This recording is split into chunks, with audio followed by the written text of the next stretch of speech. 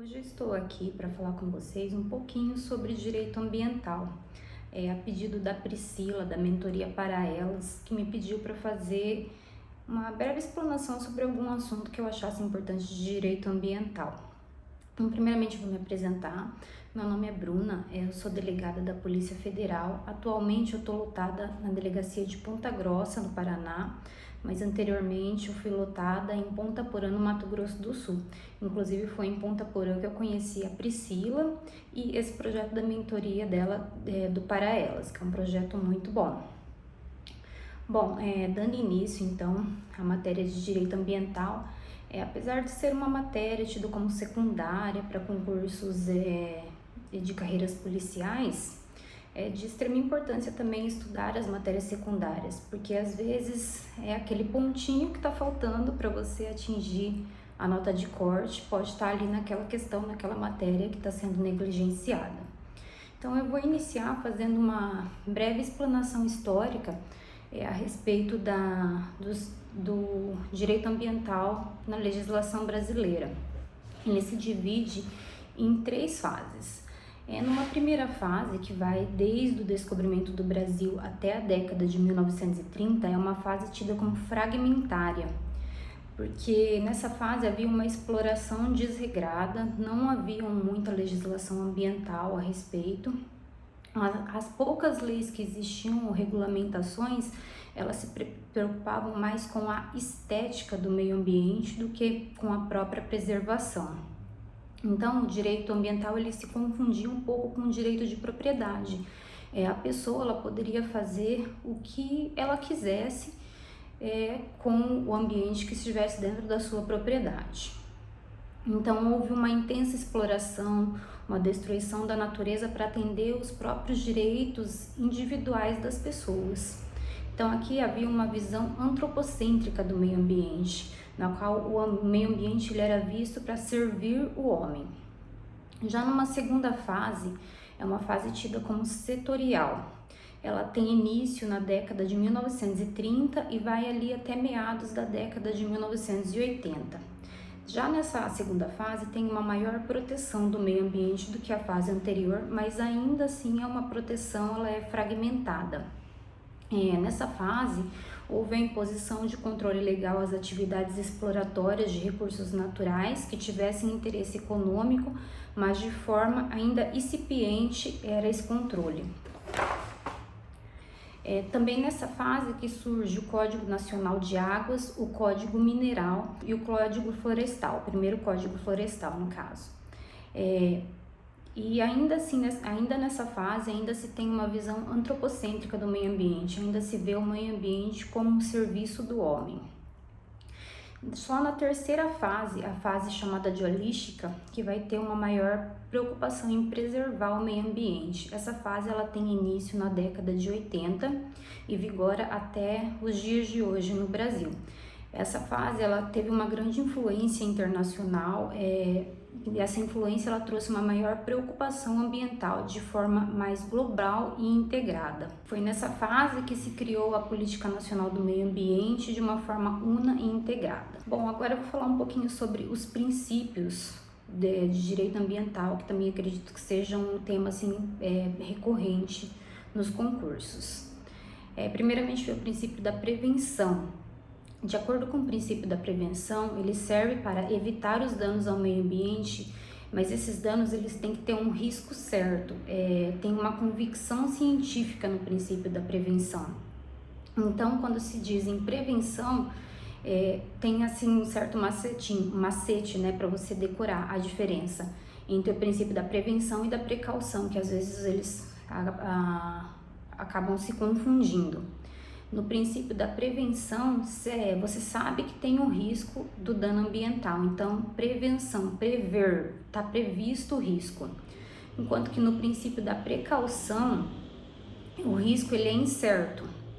Pode ocorrer como pode não ocorrer, é uma dúvida científica, não se sabe ao certo ainda se terá o risco, se ele irá ocorrer e quais serão esses riscos. É o princípio do desenvolvimento sustentável, também é um princípio muito importante que vem equilibrar o crescimento da economia com a proteção ambiental. O princípio do poluidor-pagador. Segundo esse princípio, ele diz que quem polui deve responder pelo dano ambiental.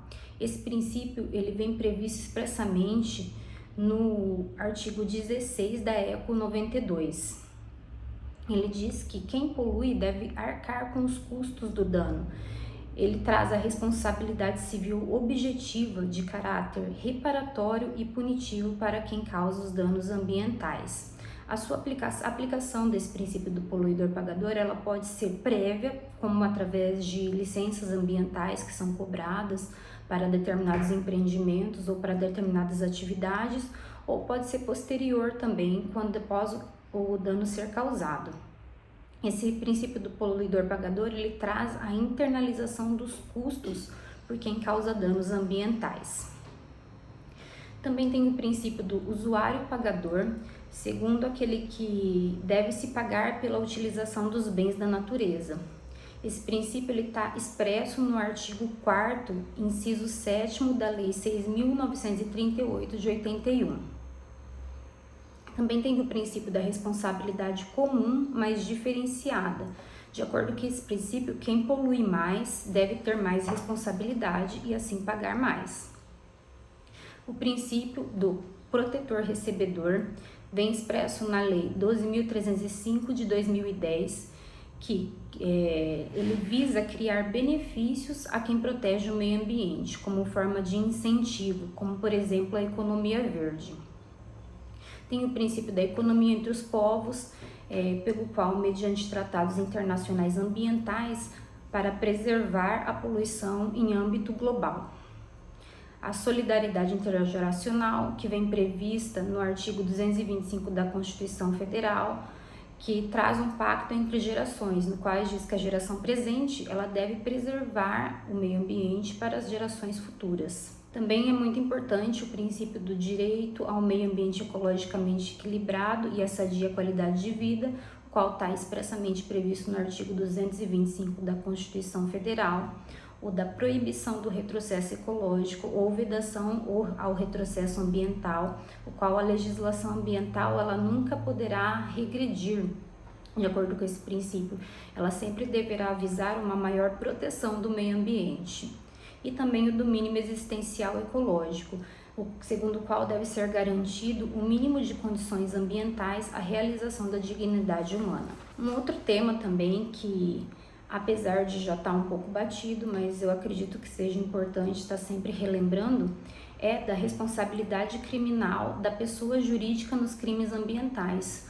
O único tipo de crime em que a pessoa jurídica ela poderá responder criminalmente são nos crimes ambientais. Essa previsão ela vem expressa no artigo 3º da Lei 9.605 de 1998. Para que a pessoa jurídica ela possa responder criminalmente, são necessários dois requisitos. A infração cometida por decisão do representante legal ou contratual ou de seu órgão colegiado e no interesse ou benefício da entidade.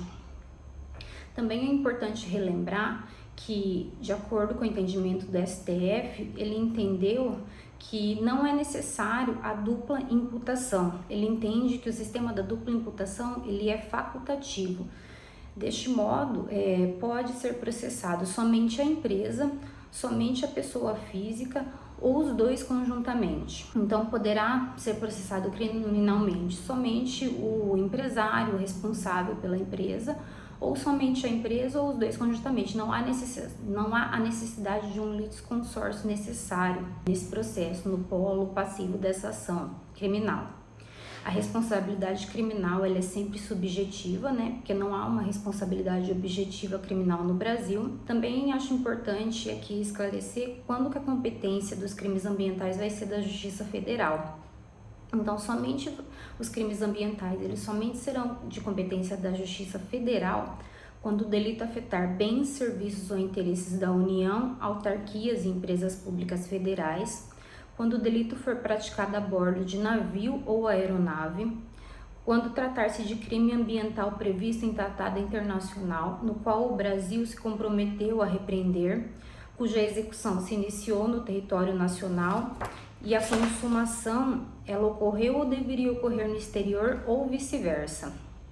Quando o crime houver sido praticado com grave violação a direitos humanos, quando guardar conexão ou continência com outro crime de competência federal, ou quando de caráter transnacional que envolva animais silvestres ameaçados de extinção e espécimes exóticas protegidas por compromissos internacionais assumidos pelo Brasil. Então, somente nessas hipóteses, os crimes ambientais eles vão ser de competência federal. Em todas as demais, ele vai ser de competência estadual. Falar um pouco agora também da responsabilidade civil dos crimes ambientais. Ela vem prevista, né, a responsabilidade civil, ela tem fundamento no artigo 225, parágrafo 3º da Constituição Federal e também no artigo 14, parágrafo 1º da Lei 6.938 de 1981. Esses dois artigos, eles trazem a teoria do risco integral na responsabilidade civil, pois trata-se de uma responsabilização objetiva, na qual dispensa a demonstração de culpa ou dolo do agente poluidor. Também é importante frisar que a responsabilidade civil por danos ambientais, ela é solidária e adere à propriedade, ou seja, ela é uma obrigação propter rem, ela vai acompanhar aquela propriedade, mesmo que a pessoa que causou o dano não seja mais o proprietário, o novo proprietário ele vai ser responsável pela reparação desse dano ambiental. Bom, pessoal, eram essas as explanações que eu tinha para fazer. A princípio, era necessário um vídeo curto, né? Então, ficam aí alguns esclarecimentos sobre direito ambiental. Espero que possam ter ajudado vocês. E também queria mandar aí um abraço, um beijo para as meninas do Para Elas e desejar muita força aí nessa caminhada.